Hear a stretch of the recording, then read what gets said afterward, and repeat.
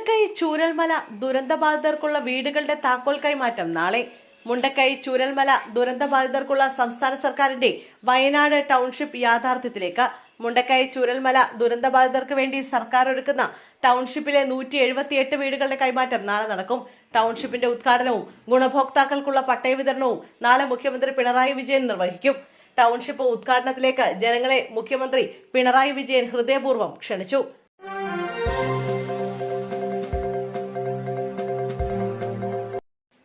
മലയാളികൾ ഉൾപ്പെടെയുള്ള ഇന്ത്യക്കാരുടെ സുരക്ഷ ഉറപ്പാക്കണം. പ്രധാനമന്ത്രിക്ക് കത്തയച്ച വി.ഡി. സതീശൻ. പശ്ചിമേഷ്യൻ രാജ്യങ്ങളിൽ യുദ്ധഭീതി നിലനിൽക്കുന്ന പശ്ചാത്തലത്തിൽ മലയാളികൾ ഉൾപ്പെടെയുള്ള ഇന്ത്യക്കാരുടെ സുരക്ഷ ഉറപ്പാക്കണമെന്നാവശ്യപ്പെട്ട് പ്രതിപക്ഷ നേതാവ് വി.ഡി. സതീശൻ പ്രധാനമന്ത്രിക്ക് കത്തയച്ചു. ആശയവിനിമയം ബുദ്ധിമുട്ടാവുകയും അസ്ഥിരതയെക്കുറിച്ചുള്ള റിപ്പോർട്ടുകൾ പുറത്തുവരികയും ചെയ്യുന്നതിനാൽ കേരളത്തിലെ ആയിരക്കണക്കിന് കുടുംബങ്ങൾ കടുത്ത ഉത്കണ്ഠയിലാണ് കഴിയുന്നത്.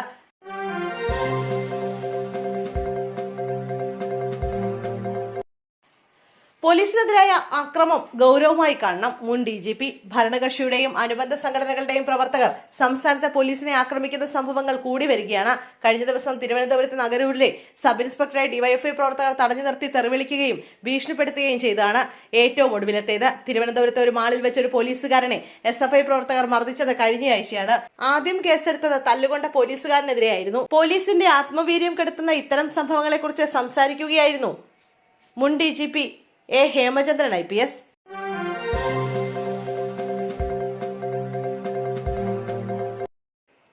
ഓയൂർ തട്ടിക്കൊണ്ടുപോകൽ. നിരപരാധിയായ സ്ത്രീയുടെ ചിത്രം പ്രചരിപ്പിച്ചതിൽ ഗൂഢാലോചനയില്ലെന്ന് പോലീസ്. കൊല്ലം ഓയൂരിൽ നിന്ന് കുട്ടിയെ തട്ടിക്കൊണ്ടുപോയെന്നാരോപിച്ച് നിരപരാധിയായ സ്ത്രീയുടെ ഫോട്ടോ ഫേസ്ബുക്കിൽ പ്രചരിപ്പിച്ച സംഭവത്തിൽ ഗൂഢാലോചനയില്ലെന്ന് പോലീസ്. മനുഷ്യാവകാശ കമ്മീഷൻ അംഗം വി. ഗീത ആവശ്യപ്പെട്ട റിപ്പോർട്ടിലാണ് ആലപ്പുഴ ജില്ലാ പോലീസ് മേധാവി ഇക്കാര്യം അറിയിച്ചത്. പരാതിക്കാരിയായ വടശ്ശേരിക്കര സ്വദേശിനി മായയുടെയും എതിർകക്ഷിയുടെയും മൊഴി രേഖപ്പെടുത്തിയതായി റിപ്പോർട്ടിൽ പറയുന്നു.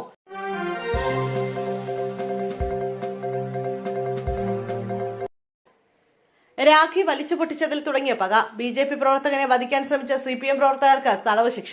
BJP പ്രവർത്തകനെ കൊലപ്പെടുത്താൻ ശ്രമിച്ച കേസിൽ 2 CPIM പ്രവർത്തകരെ ശിക്ഷിച്ചു. 5 വർഷം കഠിന തടവും 25,000 രൂപ പിഴയുമാണ് ശിക്ഷ വിധിച്ചത്.